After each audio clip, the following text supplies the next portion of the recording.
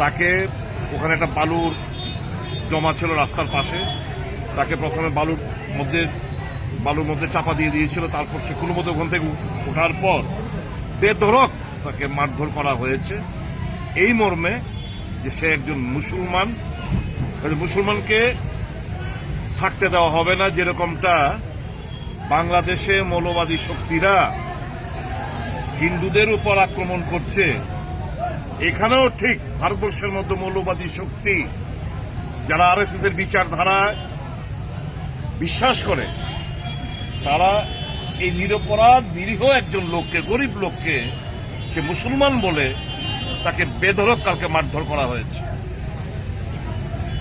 তার সারাদিনের রোজগার, পরিশ্রমের রোজগার, 1200 টাকা তার পকেটে, সেই টাকাগুলো পর্যন্ত লুট করে নিয়ে গেছে। খেতে পারছে না, কালকে থেকে দাঁতগুলো সব নড়ে গেছে। এখন সিটি স্ক্যান করে এখনই হাসপাতাল থেকে এসছে।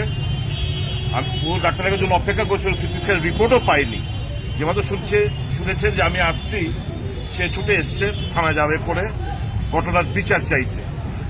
আজকে এলাকাবাসী বিকালবেলাও এসছে, সকালবেলাও এসছে, এখনো এসছে।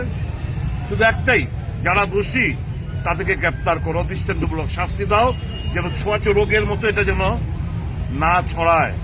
এটা রীতি টানতে হবে। এই ভারতবর্ষে এরকম ভাবে আমরা এই ভারতবর্ষকে চিনি না, যেখানে ভাষার নামে, ধর্মের নামে, জাতপাতের নামে, কোন অঞ্চলের নামে লোকদের মারবে, খুন হবে। এরকমটা হয়েছিল দেরাদুনে, এঞ্জেল চাকমা, এরকমটা বিভিন্ন জায়গায় হচ্ছে। তো ওই মৌলবাদী শক্তি যারা বাংলাদেশে করছে, এদের মধ্যে আমাদের আগরতলা কিংবা ভারতবর্ষের মধ্যে এই যারাই ঘটনাগুলো করছে, এদের মধ্যে পার্থক্যটা কোথায়? ভারতবর্ষে এরকম ভাবে চলতে দেওয়া যায় না।